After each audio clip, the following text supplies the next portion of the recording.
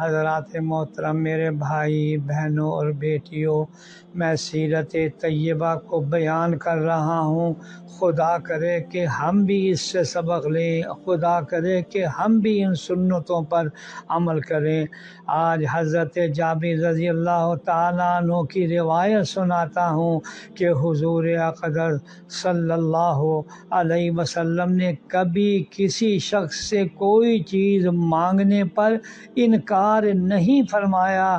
اگر اس وقت موجود ہوتی تو عطا فرما دیتے، ورنہ دوسرے وقت کا وعدہ فرما لیتے یا اس کے حق میں دعا فرماتے کہ حق تعالی شان ہو اس کو کسی اور طریقے سے عطا فرما دے۔ سبحان اللہ۔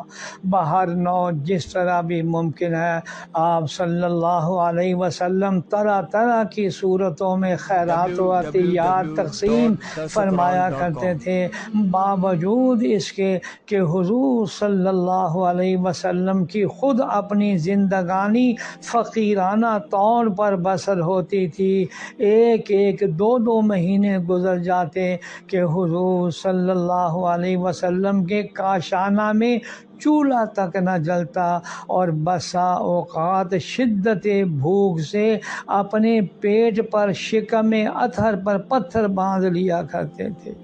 حضور اکرم صلی اللہ علیہ وسلم کا یہ فقر، تنگی، مجبوری اور کچھ نہ ہونے کے سبب نہ تھا، بلکہ اس کا سبب زہد تھا، جود و سخا تھا، اور کبھی اپنی ازواج کے لیے 1 سال کا گزارا مہیا فرما دیتے، لیکن اپنے لیے کچھ بچا کر نہ رکھتے تھے۔ اللہ اکبر۔ یہ طرز تھا جناب رسول اللہ صلی اللہ علیہ وسلم۔